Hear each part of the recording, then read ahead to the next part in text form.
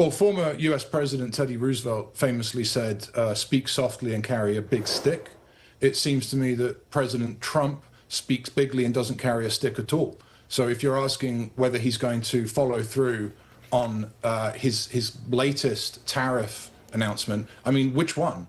It's very difficult to keep up. I'm sure that his trade counterparts don't really understand where the US is landing. I'm sure his Treasury Secretary Scott Bessent doesn't really understand. Now, whether or not that's a sensible grand strategy, I couldn't possibly say. So far, the evidence is that it's not. And it seems to me that in the face of global opinion, China is looking a lot better than the United States in this current trade war. Let's bring in India now, the eye in the Brics said, and this line just in on the Reuters system, Prime Minister Modi is likely to visit the United States next month for a UN meeting and will hold talks with Trump. That's according to the Indian Express newspaper citing sources. How would you describe then the intra-Brics dynamics within the grouping, and especially what we are seeing now and India's apparent tilt towards China and what was once perceived as a strategic adversary? Well, I think that China and India have a long-run disagreement, as do Russia and China. And so when we look at this new alignment, the Brics, and say, well, this is a homogeneous bloc that is always and forever going to be opposed to Western and American interests, I don't think that's correct. But maybe one way to characterize it would be to say that in the language of the Cold War, we now have the second world, which was the ex-Soviet Union, and the third world, which was the non-aligned world, particularly India, trying to get together to perhaps supplant or counterweight the United States. And because the United States has a very high opinion of itself, I'm an American citizen, sometimes that becomes conceit. We look at that sort of alignment and think, well, that's a direct challenge to our universal global leadership. It is, but it's not necessarily a challenge fundamentally to our economics or our security. So I think that's a very fine line, and President Donald Trump and his cabinet have fallen down much more on the adversarial side than they need to. I have indeed. Ed, clearly President Trump wants a win with midterms approaching, right? And that win is ending Russia's war in Ukraine, even if it means jeopardizing political and economic relations with India, which was seen as the China offset. Has President Trump upended the Indo-Pacific order by doing so and driven India closer to China and ended up unwittingly perhaps consolidating the Brics? Well, if India plays its cards right, it should become, if not the most powerful, but the most substantial and influential country in the 21st century. Meaning that if India throws its weight in to any future US-China conflict, it will decide the winner. Someone like me, an armchair analyst, cannot understand why the United States is not bringing India, particularly India and Brazil and the EU, as close as possible if we're spending the effort and resource that we are strategically in confronting Russia and after Russia, China. So yes, Donald Trump has upended the Indo-Pacific order, not to the United States' favor. The best thing to do would be, first of all, the best thing to do would be world peace. But in that absence, get on board with India, get on board with Brazil if you're confronting China. And for China, how confident are you that Beijing is moving closer towards a phase one style agreement with the US, possibly later in the year, culminating in a Xi-Trump summit? And if that does materialize, then does China perhaps disengage from the Brics and especially from Russia, perhaps as a precondition of any deal with the United States? Well, that's also a very good point, right? So what we're really talking about is the effects of Henry Kissinger's opening of China, and that went a little bit too far. So now China's a little bit too open, a little bit too powerful versus American power. And that means that we've sort of pivoted back to bringing Putin over to Alaska, talking to the Russians again, trying to wind the Ukraine war down. There is no easy way forward for the United States. The very effect of globalization is that there are now more competitors, peer competitors in the world economy.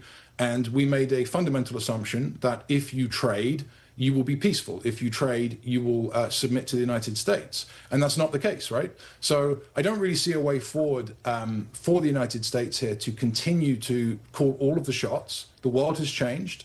China is richer, it has every right to be a sovereign country on the world stage, but there can't be two big dogs, right? There has to be one big dog. Right now it's the US, but that can't last. India faces additional 25% tariffs for importing Russian oil and arms. That's effective August the 27th. So there's a 3-week window for negotiations. And this is really riled up New Delhi. What do you think is the expected outcome there, Ed? And if talks are unsuccessful and those punitive tariffs are imposed, could China be next in line? And to what extent does this either create fissures within Brics or forces them to close ranks even more? My guess would be that it forces them to close ranks, ultimately. If the United States continues down this path of some degree of autarky, some degree of pulling away from global trade, and by the way, insults everybody while doing it, because a lot of these trade negotiations they're not very genteel, they're on-off, they're pretty rude, honestly. So it's not very good diplomacy. Ultimately, China and Russia and India share a neighborhood, they share a landmass, and they might say to themselves, well, look, if the Americans want to carry on doing whatever they're doing over in the Americas, we have to find a way to get on. No, as I say, there are long-term complaints between Russia, China, and India. There is a border dispute between China and India. And I think the Russians are, if you read their leaked secret assessments, pretty worried about Siberia. So again, in the 21st century, it's not impossible that China and Russia could have anything, including a war. But I don't think right now that what the United States is doing, I suppose this is what I'm arguing, I don't think what the United States is doing is going to work. And the way that it backfires is less US influence and not more. Is it conceivable, Ed, that the Brics could form itself in the longer term into a currency union, or could the yuan challenge the dollar's dominance as the world's reserve currency? I think it would be difficult for the Brics or any other competitor to come up with a ready-made replacement for the dollar, and that's because the dollar is so widely used. However, there is a tension in the dollar, which is that it is oversupplied. There are too many dollars in the world versus the size of the US economy. That means ultimately that one day, and one day soon, markets will turn around and say, well, okay, what is the dollar worth? And it might be that the United States is no longer the predominant reserve currency. I think it will probably maintain its exchange role for a while. So as a commodities currency, I think the dollar is safer. But I don't think that the Brics have a magic button that they can push. It's just a slow erosion. Other assets will look more interesting. The dollar smile, which is the flight to safety to US assets, will get smaller. But it's not an overnight thing. Ed, it just feels like everybody is at a sovereign level. They're all hedging their bets, right? So Modi is going to the US to try to salvage that trade deal. There could be a summit, a Trump-Xi summit. We've got this 90-day reprieve and a trade truce. So it's up to the US and the China now to hash out their differences. How likely is it that we will see these major trade deals between major economic powers finalised and done by the end of the year? It would be foolish of me to say 0%, and I would probably have people write to me and say that's not how probability works. So I'll say 1%.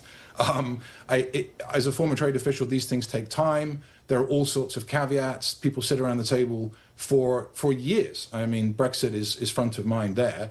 I don't think so. I also don't think that they're genuinely trade deals. Again, I think that President Trump is tearing up what's left of the international order. He does so through the mechanism of trade. Yes, he does so through the mechanism of trade. But it's non-binding, and when there's a deal, it's off again the next day. So it's very difficult to imagine a world in which there are new multilateral, bilateral trade agreements, and everyone gets back to this kind of neoclassical economic vision of free trade. I don't think that's going to happen. But do you think these sovereigns within the Brics and outside them, as our American friends say, do you think they can walk and chew gum at the same time? Can they pursue a best case scenario with the United States while moving closer, engaging deeper within the Brics grouping? I suppose it depends on the mood of the president and whether he's thinking about international policy that day or thinking about golf or something else. Brazil is a fascinating example to me. We're all addicted to coffee over here in the United States. and we've put a 50% tariff on Brazil. Again, it's like we're forcing Brazil closer to other trading partners at the same time as complaining about the real problem, so-called, being China. So I think it's completely incoherent. And I'll give you another example. If you really wanted, as the United States, to get to a position where you reduce or end your trade with China for strategic reasons, you need a different domestic policy on labor. You need more Latin American, Mexican laborers in the United States, not fewer.